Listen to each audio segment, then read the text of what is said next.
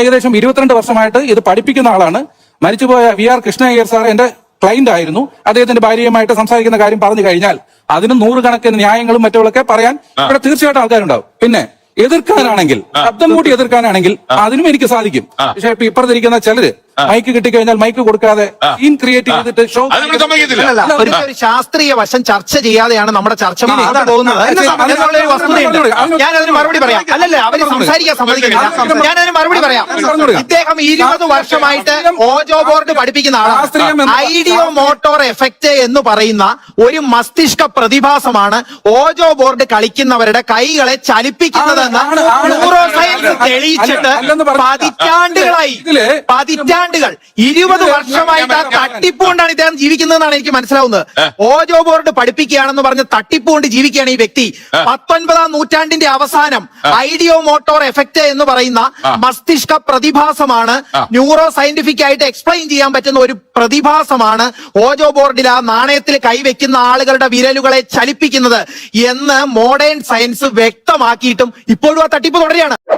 നമസ്കാരം ഗൈസ്. അപ്പൊ ഇത് ഫേസ്ബുക്കിൽ ഇപ്പൊ കാണാനിടയ ഒരു വീഡിയോ ആണ്. ജോസ്റ്റിൻ ഫ്രാൻസിസ് എന്ന് പറഞ്ഞൊരു വ്യക്തിയുടെ സൈക്കോതെറാപ്പിസ്റ്റ് എന്തൊക്കെയാണെന്നൊക്കെ പറയുന്നുണ്ട്.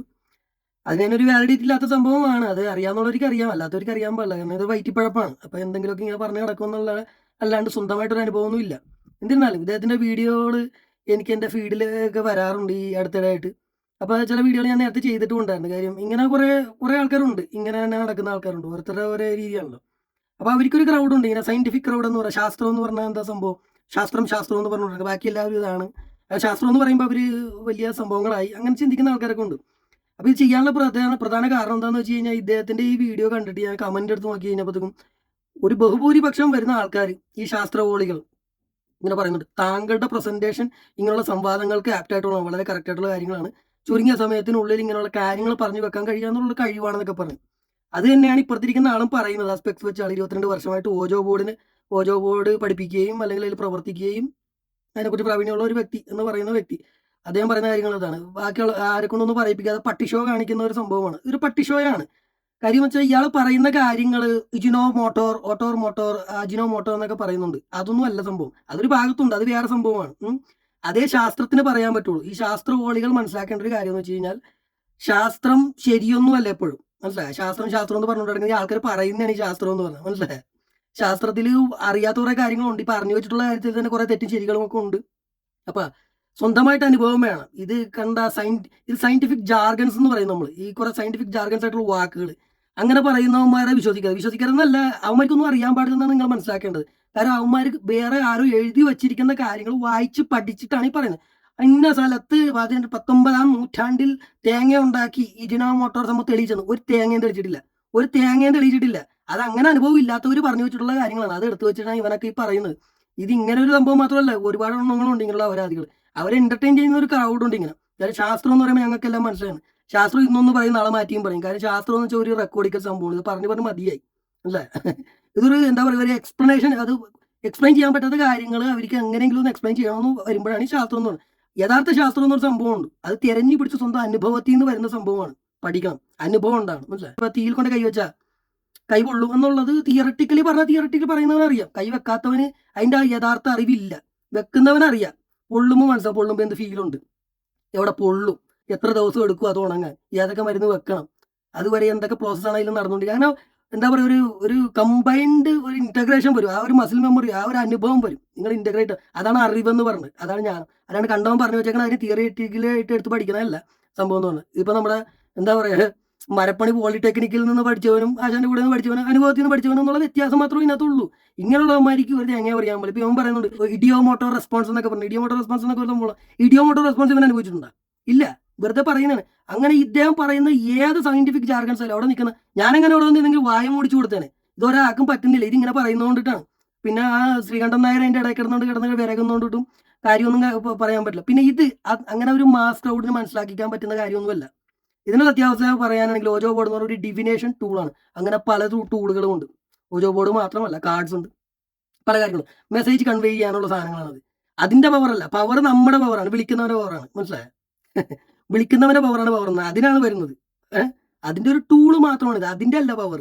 അപ്പൊ അങ്ങനെയുള്ള വ്യക്തികളായിരിക്കണം. അങ്ങനെയുള്ള വ്യക്തികളല്ലാത്തവർക്ക് അത് മനസ്സിലാവില്ല.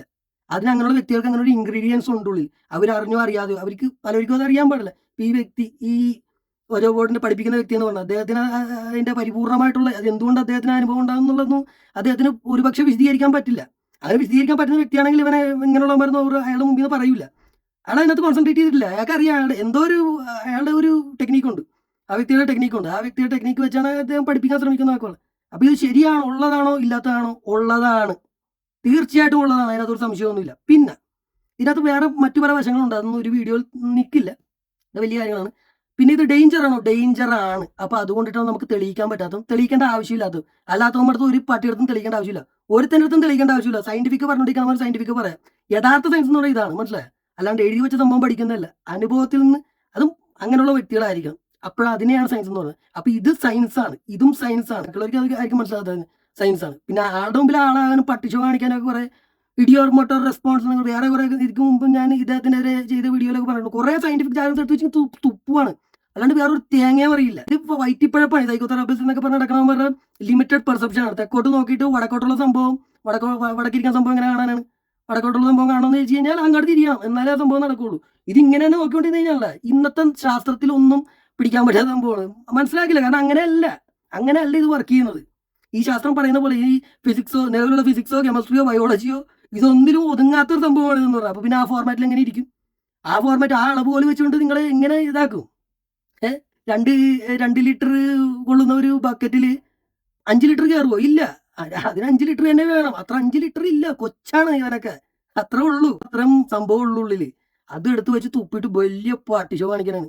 അപ്പൊ ഇങ്ങനെയുള്ള ആൾക്കാർക്ക് വേണ്ടിയിട്ടും പിന്നെ ഇതിന് പ്രോത്സാഹിപ്പിക്കുന്ന ആൾക്കാർ ഈ മെസ്സേജ് കണ്ടപ്പോൾ അതാണ് എനിക്ക് പറയണമെന്ന് തോന്നിയത്.